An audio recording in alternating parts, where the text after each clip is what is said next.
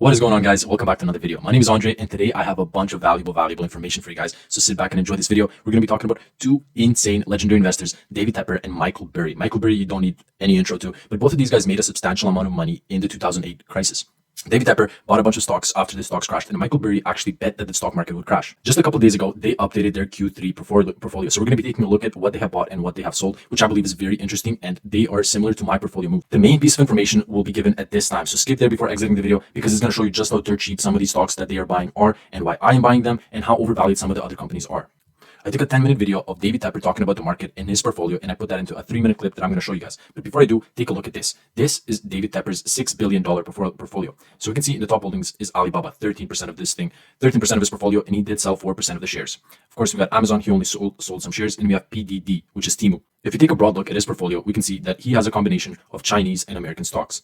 The Chinese stocks he holds is Alibaba, which he did sell a little bit of, and PDD Holdings, which he doubled his position in PDD Holdings, meaning he's very bullish on the stock. And of course, we have some other stocks like the Mega 7. He holds Meta, Amazon, Microsoft, which are the really safe tech plays, which I do hold myself, some Amazon and QQQ to hold the other tech stocks. So the main Chinese stocks that I'm focusing on is JD, which he also does hold, and he increased his position by 69%. And the other one is Baidu. He only holds 1.9% and sold a portion of his shares, which I was really surprised to see because Baidu is the biggest position in my portfolio. And the other stocks is PDD, which holds Temu, and Alibaba. We all know it. Now, this is Michael Burry's portfolio, guys. So he bought more Alibaba, he doubled his position in JD, and he bought more Baidu. And the only American company in his portfolio is 4Shift and of course Molina Health. But he's really big on China, and what he did was he bought puts on his Chinese stocks. So JD, 15% of his portfolio, he bought the same amount of a put and option so that if the company does go down in the short term, he will not lose money, he will actually make money. So that is kind of a hedging he did against his own portfolio just to make sure he doesn't lose money in the short term. He did the same thing with Baba, and he did the same thing with Baidu. But we can see Baidu, he made a smaller put position, which I see it as he's more bullish on Baidu. Baidu and PDD are releasing their earnings on the 21st, and I will definitely make a video for that. Now listen to this. Because the undervaluation is, listen, you can look at your chart and look at a chart of Baba on your screen right there, whatever stock you like. In China, they are, even with the recent moves, they're like on a flat line low compared to where they have been in the past. And you're sitting there with single multiple PEs with double-digit growth rates for the big stocks that trade over here. That's kind of versus what, you're 20 plus on the S&P. Okay, and then you have, so the question was China going to do the things that you want them to do?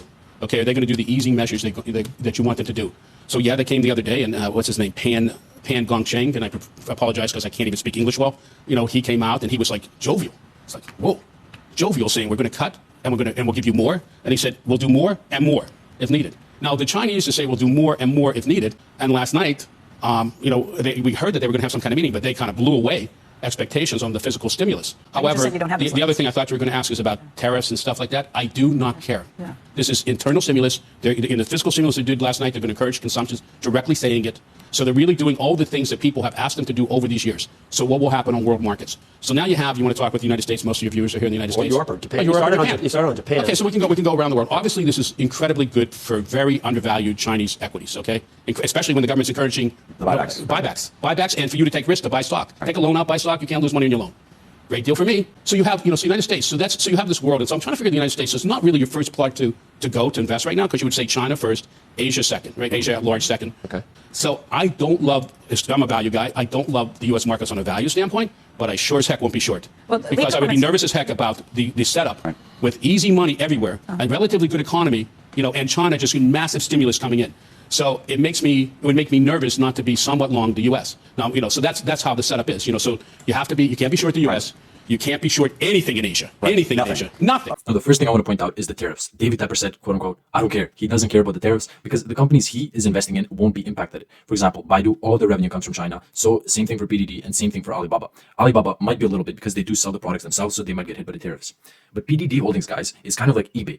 PDD doesn't actually manufacture any products. All they do is connect the supplier to the consumer. That's their whole thing. They're just a middleman, kind of like eBay or how Spotify doesn't own the music. They just make the platform where you can listen to the music.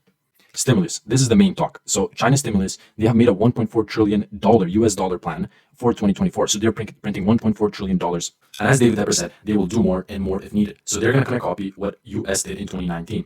As you all know, in 2019, when COVID happened, the stock market kind of did a V. It went all the way down and went right back up because they printed so much money and boosted the economy. That is the sort of economy that US is right now. They're a spending, a consumer economy. Everyone is spending money, not saving it. And this is what drives the growth of the companies in the USA because all the consumers spend money. Now, China is the exact opposite. If you look right here, Chinese gross savings rate was at 44% in 2023. So people in China aren't spending money, they're saving it. This is because for the last couple of years, China is in a de-inflationary mode. So their dollar is actually worth more and more, and everything else is worth less and less, which means they don't invest in assets because assets in a way went down because it is safer to hold the dollar. I really hope that makes sense. They cut interest rates and they're printing money, which will boost the economy and make people spend more money. And even currently, we can see that online sales grew by 8.6%. So the market is still growing for these companies like PDD, JD, and Alibaba. The last thing we talked about is the buybacks. So as we talk in buybacks, I just want to show you the valuation part. This is the juicy part of the video, guys.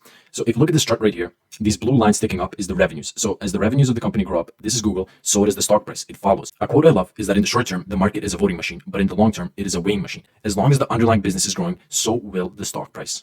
But now if we look at any of the Chinese companies, we see the exact opposite story. So the stock price here kind of stayed in touch with the business. It kind of gave it a fair valuation, but this was in 2015, 2016. Then almost 10 years later, it is selling for the same price as it was in 2015, 2016, when the revenues have just tripled, the free cash flow almost 5x, but it is selling for the same price, which is ridiculous. We get the same thing when you look at Alibaba. Business is growing, but the stock price is not. Now, looking at the valuations, all the companies are pretty much the same. The Chinese companies are undervalued, but let's zoom in on Baidu. So if you look at Baidu, it is selling at 10 times earnings. The S&P 500 is selling at almost 30 times earnings. The average for Baidu is 30 times earnings. It's selling at 10 and a forward price to earnings of 6. If you look at the free cash flow, 26, average is 26, it is selling at 6 times free cash flow. And the best part is this is not some random speculative company. It is actually a company that is known as the Google of China because they're doing the same things as Google and even better. If you look at right here, this is the daily API for the ChatGPT that Baidu made, Ernie bot. So as we can see, in September, they had 700 million daily API calls. So 700 million times somebody typed a question into the ChatGPT. If you compare Baidu's AI to the American companies such as Google Gemini and Microsoft's OpenAI ChatGPT, we can see that monthly users, Baidu has the most monthly users versus Google's 330 million users and ChatGPT's $180 million. We can see that ChatGPT is estimated to be 10 to 50 billion daily API calls. But at the growth of Baidu, and Baidu is in China. China has a lot more people than the USA. So I believe the potential for growth is insane. I'm going to throw one more quote at you guys. Warren Buffett, be fearful when others are greedy and be greedy when others are fearful. The market is extremely fearful of these Chinese companies, and I believe this is the best time to invest in them, and I think the returns over the next 10 years will be insane. I hope you learned something new in this video, and if you enjoyed it, check out some of these videos and subscribe. And comment down below whatever stock you want me to talk about, and if it's not complete garbage, I might just make a video on it. I hope you guys have an amazing day, and best of luck.